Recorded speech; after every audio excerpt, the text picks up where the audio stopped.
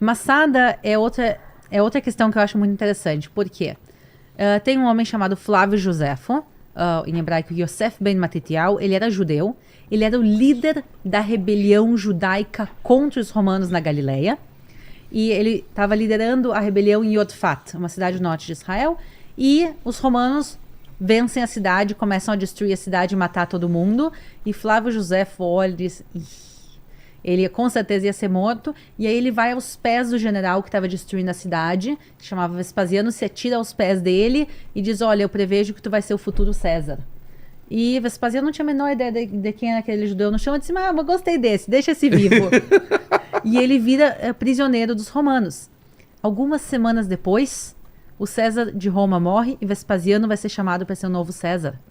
Ele preveu, isso obviamente foi uma grande coincidência, mas acabou que ele acabou virando um pouco de mascote dos romanos, e os romanos vão permitir ele ter liberdade que outros judeus não tinham. E ele era um grande estudioso, e ele vai passar anos preso pelos romanos, e o que ele vai fazer pro resto da vida dele vai ser escrever. Ele conta toda a história de Israel, desde séculos antes até o que ele estava vivendo, e ele nos relata detalhes. Quando eu digo, olha, eu sei como Jerusalém se parecia há 2000 anos atrás, é porque Flávio Josefo nos descreve o teatro da cidade, o hipódromo da cidade. Ele descreve as coisas com mínimos detalhes, quantas pessoas moravam, onde é que era, a distância. Ele faz assim, são calhamaços, os livros são traduzidos para o português, se alguém quer ler calhamaços de livros, os livros de Flávio Josefo estão traduzidos. E entre as coisas que ele descreve a destruição de Massada. Porque até então não se sabia sobre Massadas? Não, ele viveu naquela época. Destroem a cidade dele, e eles seguem destruindo, e algumas semanas, alguns anos, mais ou menos 2, 3 anos depois, vão destruir Massada. E ele tá lá, como prisioneiro dos romanos, enquanto os romanos estão destruindo, e ele tá escrevendo. Relatando tudo. Ele tá relatando. Ele não teve lá em cima em Massada, mas ele teve os relatos dos soldados romanos, e talvez relatos em segunda mão de duas judias que sobreviveram de Massada. E ele começa a escrever. Porque a história é triste pra caramba, né? Não, a história é impressionante. E o que acontece? A gente tinha uns livros de Flávio Josefo e ninguém sabia onde era Massada. Ah, é? Sim. Massada foi esquecido também. O local foi destruído, foi abandonado. E por séculos ninguém sabia. É uma montanha, pessoal, é uma montanha. É que aí tá visto de cima, Paquito. Aqui tá visto de cima e já escavado. Já escavado. Se você puder, uma imagem de baixo, ela em cima das montanhas é muito imponente. E não tava como tá hoje, ela tava misturada em outra... Ela tava misturada. E é o seguinte, tem muitos restos arqueológicos em Israel. Então, mas se alguém passasse e visse que tinha alguma coisa em cima da montanha, tem também perto de Lassata, aqui tem outros restos arqueológicos. Então, por séculos não se sabia onde era Massada. E aí a gente está falando no final do século XIX, alguns grupos de jovens judeus que estavam voltando para Israel começam a fazer excursões no deserto. E alguns jovens decidem subir, eles veem que tem alguma coisa lá e começa a virar de boca a boca. Olha, tem escavações, tem restos aqui, e começa a passar de boca a boca. Nasce o Estado de Israel em 1948 e começam escavações. E quando eles começam a escavar, eles encontram tudo, segundo os relatos de Flávio Josefo. Batia um a um. Flávio Josefo conta que tinha uma fortaleza construída pelo rei Herodes. Aqui está a fortaleza, a gente consegue ver nas fotos. Depois... É uma construção romana, então, isso? Total. É uma construção pelo rei Herodes, que ele era um rei judeu, parcialmente judeu, mas ele era um rei a mando dos romanos. Então foi construído pelo rei Herodes, abandonado depois, e aí quando começa essa grande rebelião judaica contra os romanos, um grupo de mais ou menos 1000 judeus decide se refugiar lá. Porque se tu vai lutar contra o maior exército do mundo antigo, que lugar melhor que uma fortaleza em cima do deserto? Exato, uma posição privilegiada. Em cima de uma montanha no meio do deserto. É um local que era considerado impenetrável. Herodes fez para ser uma fortaleza apocalíptica, para ser um local que ninguém pudesse chegar numa época de guerra. E por isso, 1000 judeus se refugiam lá em cima. Eles vão passar lá alguns anos vivendo. Os romanos destroem toda Israel, literalmente toda Israel. E aí, os romanos estão prontos para declarar vitória. E aí alguém chegou, pessoal, vocês não terminaram o trabalho de vocês. Não sei se falaram para vocês, mas tem uma cidadezinha aí. Tem 1000 judeus em cima de uma montanha no meio do deserto. Vão lá e terminem o trabalho. Nossa. E aí as tropas romanas elas chegam até Massada. E a primeira coisa que eles vão fazer é construir uma muralha em volta de Massada e acampamentos romanos em volta. Então eles vão fazer acampamentos lá embaixo e eles sentam lá embaixo e esperam os judeus se renderem. Só que o que eles não sabiam é que os judeus tinham tudo lá em cima. Água, comida, palácios. Tem lugares onde eles armazenavam os grãos, né? Tinha até piscina lá em cima. Piscina? Tinha piscina de água aquecida e maçada Nossa! no meio do deserto. Então esses 1000 judeus, não é que eles estavam felizes lá em cima, mas eles tinham tudo o que eles precisavam. E os romanos então entendem que os judeus não vão se render. E aí o que eles fazem decidem subir.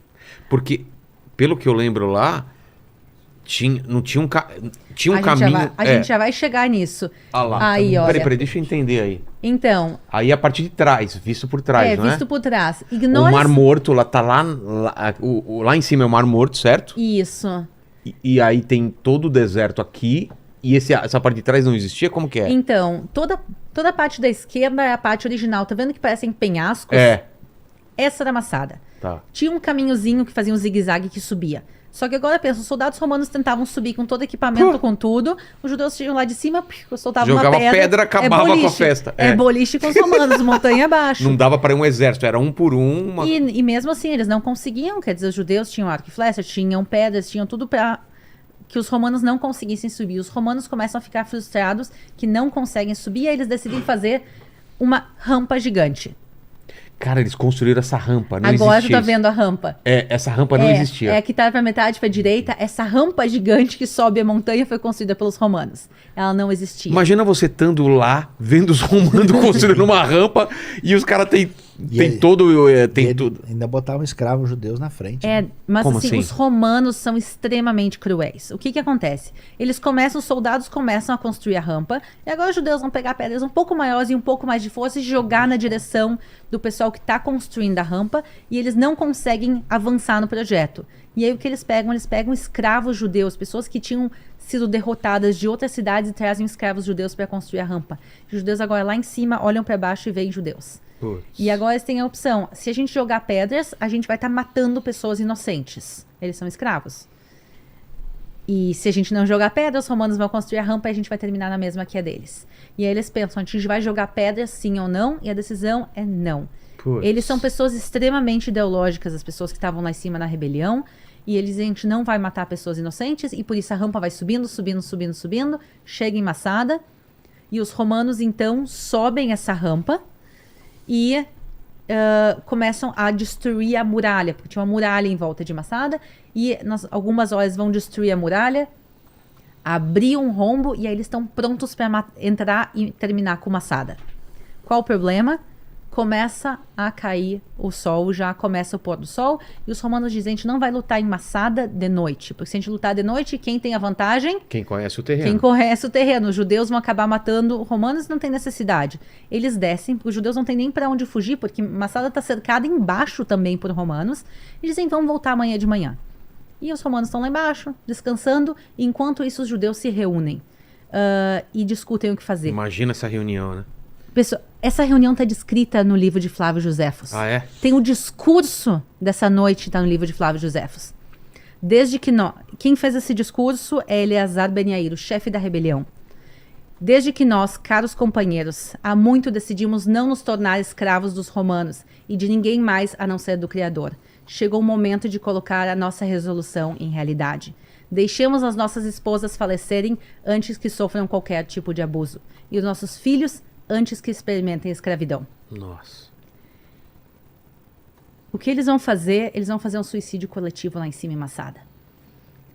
Cada um vai matar sua família, sua esposa e seus filhos.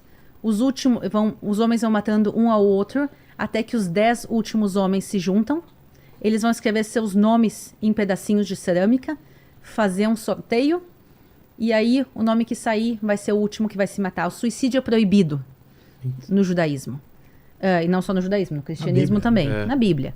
Só que eles decidem tomar uma decisão que nenhum de nós vai entender se não estivesse lá naquele momento. Claro. E a decisão deles é fazer um suicídio coletivo, mas que não vai ser exatamente um suicídio. Só o último vai cair sobre a sua própria espada e morrer. E aí eles escrevem os nomes nos pedacinhos de cerâmica, sorteiam, e assim, quando os romanos sobem lá em cima, de manhã, eles vão encontrar a Massada destruída, e Massada, as pessoas mortas. E interessante que está escrito nesse discurso, no livro de Flávio Josefos, vamos nos desfazer de tudo.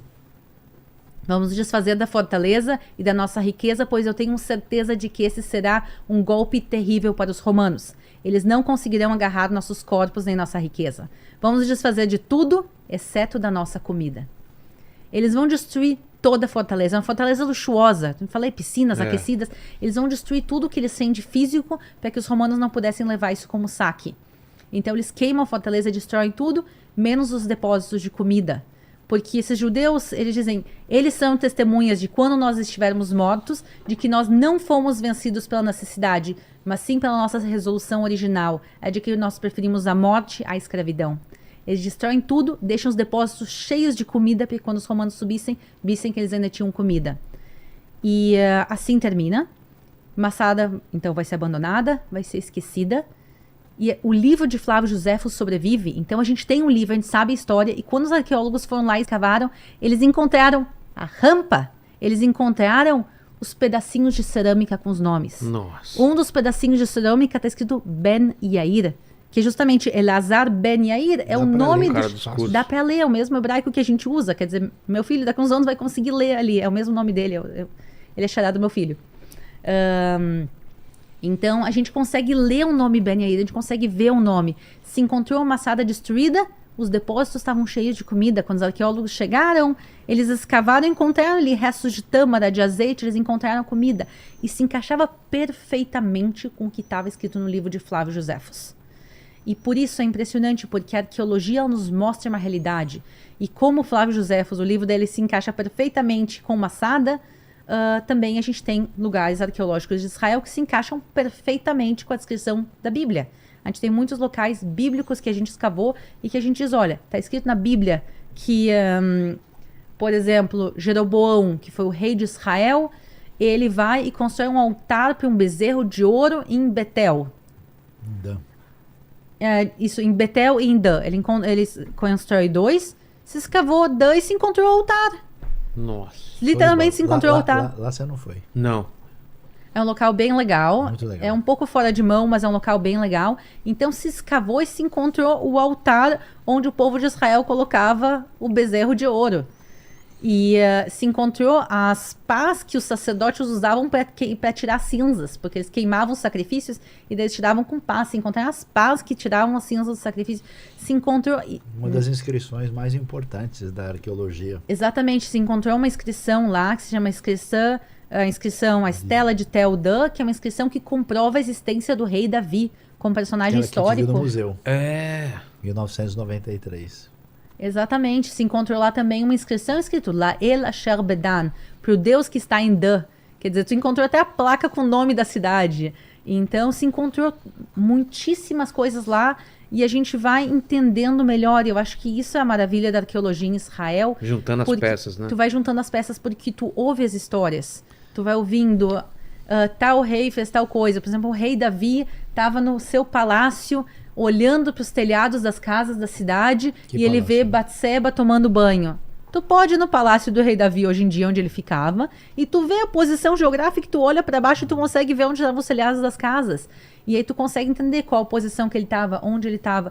Tu consegue entender melhor a Bíblia. A Bíblia em 3D, né? Exatamente. E isso realmente é incrível. Por isso eu acho que para toda pessoa Israel é incrível.